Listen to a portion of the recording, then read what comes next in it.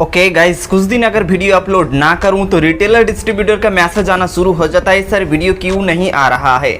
तो हम लोग कुछ काम में बिजी थे, इसीलिए वीडियो अपलोड नहीं कर पाए थे। उससे पहले एक अपडेट दे दूं आप लोगों को, जितने सारे लोग हम लोगों के पास से NSDL पैन कार्ड का ब्रांच आईडी के लिए अप्लाई किया था, पेमेंट किया था, साथ ही डॉक्यूमेंट वगैरह सेंड किया था, उन लोगों का आईडी हम लोगों ने फॉरवर्ड कर चुका हूं, सबमिट कर चुका हूं। आप कुछ दिन वेट कीजिए, आपको आईडी मिल जाएगा। यहाँ पर सिस्टम में कुछ गड़बड़ी आ गई, इसलिए आपको आईडी के लिए डिले हो चुका है। तो जितने सारे लोग हम लोगों को कॉल कर रहे हैं उनको अपडेट दे दूं, आप कुछ दिन वेट कीजिए, आपको आईडी मिल जाएगा NSDL का। ये तो गया अपडेट। तो आज के इस वीडियो में हम लोग बात करेंगे, बहुत सारा हम लोगों का ईजी पे रिटेलर और डिस्ट्रीब्यूटर को प्रॉब्लम आ रहा है KYC से रिलेटेड। जैसे कि KYC पेंडिंग दिखा रहा है, जब भी वो मूव टू बैंक करने जा रहा है तो KYC पेंडिंग का मैसेज आता है। मूव टू बैंक करते टाइम उनको एरर आता है कि बैंक अभी ऑफलाइन है, और KYC करते टाइम वहां पर उनका पैन कार्ड, आधार कार्ड, नेम, एड्रेस कुछ भी गलत हो जाता है। तो उसको कैसे सही करेंगे। या फिर मान लीजिए कोई डिस्ट्रीब्यूटर रिटेलर आईडी क्रिएट कर रहा है, तो वहां पर आईडी नहीं लिया है रिटेलर, फिर भी दिखा रहा है कि मोबाइल नंबर ऑलरेडी रजिस्टर है। इस तरीके का कई टाइप का प्रॉब्लम हम लोगों के पास डेली आता है। तो आज के इस वीडियो में इन सारे प्रॉब्लम का आपको सॉल्यूशन बताऊंगा। क्या है इनका सॉल्यूशन, सारा कुछ इस वीडियो में डिस्कस करेंगे। तो वीडियो को शुरू से एंड तक बने रहे। अगर आप चैनल में नए हैं, हम लोगों को नए देख रहे हैं, तो चैनल को सब्सक्राइब करें, क्योंकि इसी तरीके का वीडियो आपको आगे भी मिलता रहेगा। तो देखिए, फर्स्ट ऑफ ऑल हम लोगों के पास से हम लोगों ने 30 तारीख तक आपको ऑफर दिया था, जहां पर आप इजी पे का डिस्ट्रीब्यूटर आईडी हम लोगों के पास से 399 में ले सकते थे। लास्ट टाइम में हम लोगों ने ये भी ऑफर दिया था कि 299 में ले सकते हैं। वो सब ऑफर 30 जून तक था, वो ऑफर अभी एक्सपायर हो चुका है। अभी नया मंथ आया है, तो इस मंथ में आपको ज्यादा चार्जेस पे करके इजी पे का डिस्ट्रीब्यूटर आईडी लेना होगा।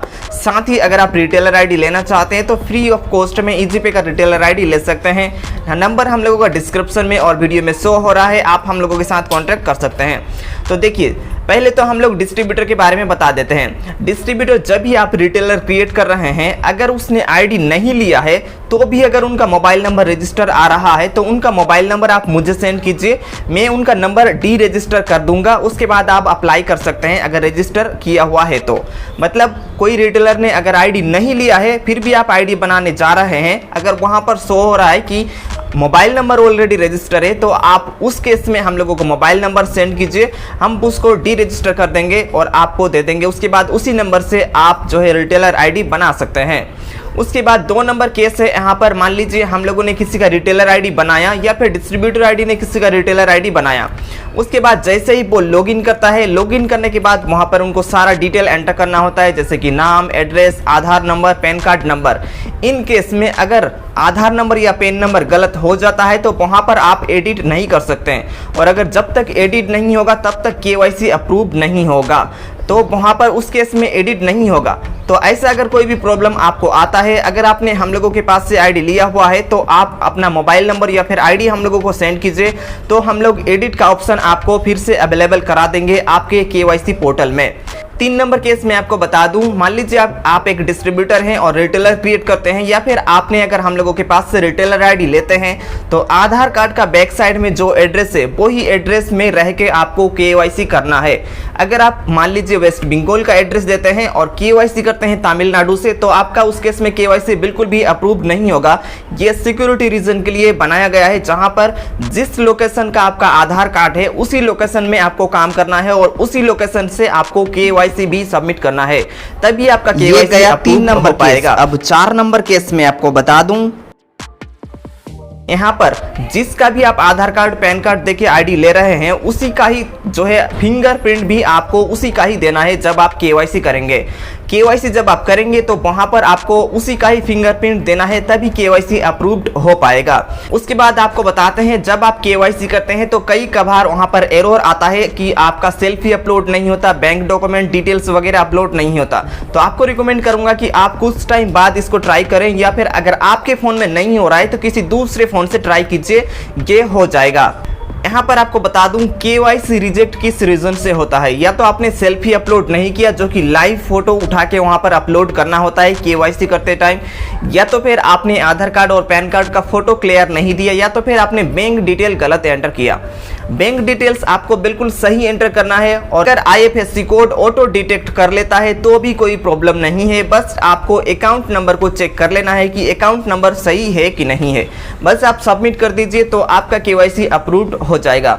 इन केस इन सारे डिटेल्स में अगर आपका कोई भी गलत हो जाता है तो आप हम लोगों के साथ कॉन्टैक्ट करेंगे, हम लोग आपका KYC को रिजेक्ट करेंगे। उसके बाद आप फिर से भी KYC के लिए अप्लाई कर सकते हैं।